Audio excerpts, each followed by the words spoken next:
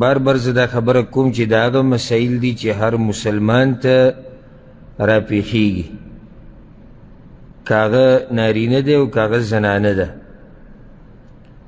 او که هغه واده واله دی او که هغه بې واده دی. دا مسایل ټولو ته مخې ته راځي. بیا د دې نه سړی ځان بېزاره کولی هم نه شي چې یاره زه نه یې زده کوم، ځکه چې طهارت ته مسله تعلق د څه سره ساتي؟ مانځه سره. او مونځ تعلق د هر مؤمن سره ساتي او هر مؤمن تعلق د مونځ سره ساتي. دا نشي کېدی چې یو مؤمن دې ووایي چې یاره زه نشم، نو چې یو سړی مونځ پرېږدي بلکل، نو حدیث کې دا د پیغمبر صلی الله علیه وسلم فتوه ده: العهد الذي بيننا وبينهم الصلاة فمن تركها فقد كفر. چا چې مونځ پرېښود دی کافر شو. چې څوک بلکل مونځ نه کوي، د په اسلام کې برخه هم نشته او ده ته بیا مسلمان هم نه ویلی کېږي. نو د دې لپاره به لازم د طهارت ته مسلې زده کړې.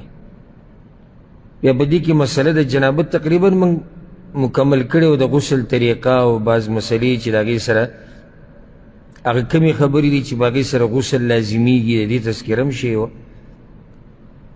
خو دلته دا یو نقطه ما څو پیرې درسونو کې بیان کړې ده او بیا یې بیانوم چې دین زده کولو کې حیا به نه کې، ځکه چې هر قسمه مسله د دین په زده کولو کې ستا مخې ته راتلی شي. دین د ټولو مسلو ته، نو داسې موږ نشو کولی چې یو مسله پټه کړو.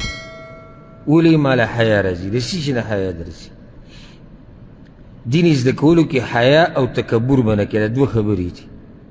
او ځکه دا د امام مجاهد رحمه الله مشهور قول دی، وایي چې چا کې حیا وي، کمه حیا یعنې علم نه زده کوي، علم زده کولو کې حیا کوي، او چا کې چې تکبر وي، د دواړو ته الله علم نه نصیب کوي. نو حیا به دغه ځای کې به حیا نه کوي، نور مؤمن کې خو حیا وي.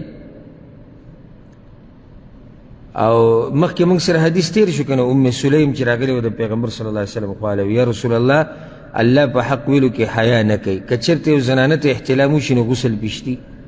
اوس دا تپوس زنانه کړی، او هغه پاکه زنانه چې د پیغمبر صلی الله علیه وسلم د دور زنانه ده، هغه حیاناکه زنانه، او تپوس ته چا نه کوي چې هغه د حیاناکو خلکو امام دی، د هغه نه تپوس کوي.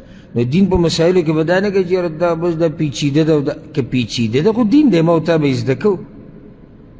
او چې زه تا ته بیان نه کړم او ته یې زده نه کړې، نو داسې خو ته به بې پوه نه شي، او دا مسله د قسم پاتې شو. د دې جنابت ته مسایل شو، غسل ده، د طهارت ته ډېرې مسلې دي چې هغه زموږ د خلکو ته نه دي معلوم. نو یو دی حیا کوي د هغې په تپوس کې، او تعجب به په دې وکړي چې دی به سندرې اوري، ډمتوب به کوي، هر څه به په موبایل کې ګوري، کور کې به ډیش وي، دلته به وله حیا ورځي. او دویم دا چې د بعضو مولیانو طرف نه کوتاهي شوې ده چې یا خو هغوی له پخپله دا مسله نه ورځي بیان کړې نه ده، او یا جو بس پرېښودی چې مړه دا مسله به اوس څه بیانو. د هغې د لاسه ډېرو عوامو ته دا مسلې نه دي معلومې، او د دې زده کول دا دین دی. نو آخرنی حدیث بیان شوی که تاسو ته یاد وي چې عایشه رضی الله عنها وایي چې ما به د پیغمبر صلی الله علیه وسلم د کپړو نه جنابت وینځو، او هغه به منزله ووتو، او د اوبو د اثرات دا به له دغه په کپړو کې وو. هلته مسله موږ تفصیلا ذکر کړې وه. د هغې نه بعد حدیث راوړی دی، د ابو هریره رضی الله عنه روایت دی، ان النبي صلی الله علیه وسلم قال، رسول صلی الله علیه وسلم دا خبره کړې ده، اذا جلس بین شعبها الاربع ثم جهدها فقد وجب الغسل. کله چې یو سړی د زنانه د څلورو څنګونو په منځ کې کېناست او هغه په مشقت کې واچوله، فقد وجب الغسل، په ده باندې غسل لازم شو. دا روایت د امام بخاري او د امام مسلم دی، او امام مسلم چې کوم روایت راوړی په هغې کې اوس دی وان لم ينزل، اگر که دی فارغه نشي، معنی ده چې اگر که مني ته لاړه نشي. دا اهمه مسله ده، ځکه چې ډېرو خلکو په زړونو کې دا دی چې ښځه خاوند کله میلاو شي نو په دوی باندې غسل څه شو نه لازمیږي د هغه وخته پورې چې څو پورې انزال نه وي شوی او دا غلطه مسله دوی په ذهن کې ده. اوس دلته پیغمبر صلی الله علیه وسلم چې یو سړی کیني د زنانه د څلورو څانګونو په منځ کې، دې نه مراد دوه خپې او دوه لاسونه دي او دا کنایت دی د کوروالي، یعنې هغه الفاظ یې صفا ونه وي. دا د پیغمبر صلی الله علیه وسلم حیا ده، کله یو خبره په کنایاتو کې وکړي او کله داسې چې کنایاتو باندې کار نه کېږي، مسله به واضحه بیانوي. نو پیغمبر صلی الله علیه وسلم بعضو ځایونو کې خبره واضحه کړې ده، خو نور قرآن کې هم داسې شتي، حدیث کې هم داسې شتي چې د بعضو خبرو باره کې چې هغه سړی داسې هغه الفاظ یې صفا نشي ویلی، نو کنایات استعمال شوي دي. لکه اوس یو سړی وایي ښځه او خاوند چې ملاقات وکړي نو غسل پرې لازم شو. نو دلته د ملاقات نه مراد هغه ملاقات دی نه لري چې یو بل سره دوا سلام وکړي او کښېني. ملاقات مطلب یعنې کوروالی. د ادب د لاسه کله سړی دا قسم الفاظ استعمال کړي، نو دا د پیغمبر صلی الله علیه وسلم حیا ده، اوچت خوی او اخلاق دي چې هغه کنایت استعمال کړو چې یو سړی د زنانه د خپو منځ کې شي او په مشقت کې یې واچي، یعنې کوروالی ورسره وکړي فقط وجب الغسل، په ده باندې غسل لازم شي په دواړو باندې. وان لم ينزل، اگر که انزال ونه شو، یې لازم نه دی چې یعنې سړی به فارغه کېږي یا د دواړو به فارغه کېږي نو هله به غسل لازمیږي، نه چې کله د سړي عورت د زنانه د عورت باندې ادخال وشي نو په دوی باندې غسل څه شو؟ هغه لازم شو. او دا مسله زمونږ نه ډېرو خلکو تپوس کړی، ډېر خلک زمونږ خوا ته راغلي دا مسلو ته پته نه وي، د هغوی ټول دکه سوچي چې غسل به هله کېږي چې کله انزال وشي او غسل هله لازمیږي چې کله سړی او ښځه فارغه شي.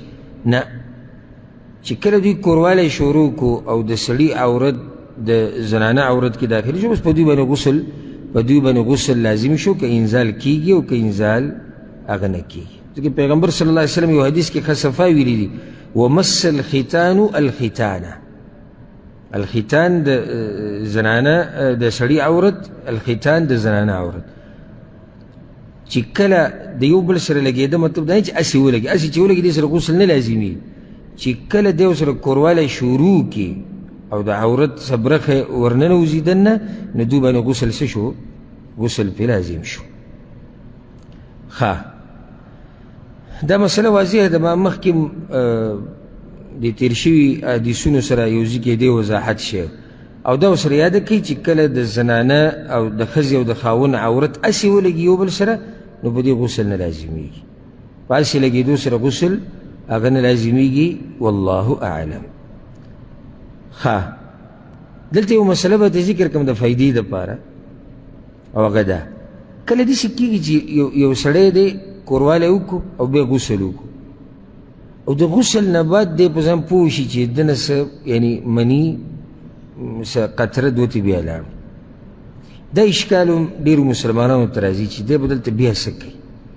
دلته دا خبره یاده کوي چې په ده باندې بیا غسل نشتی، بیا بیا غسل نشتی. چې کله یو سړی دی هغه که د کوروالي په طریقه د هغه مني لاړه او که په بله طریقه او بیا د باندې غسل لازم شو، د غسل وکړو او د غسل نه بعد د منۍ څه اثرات ترې لاړو، قطره دوه، نو په ده باندې غسل نشتی. دا د سړي دپاره هم دا مسله ده، د ښځې دپاره هم ده، ځکه چې دا مني د ده نه د شهوت په بنیاد نشي. او مخکې ما دا مسله ذکر کړې وه، یاد دی تاسو ته که نه؟ چې کله اوس یو سړی بیمار دی او مني ترې لاړه، غسل بشتي؟ ویرېده او مني ترې لاړه، غسل بشتي؟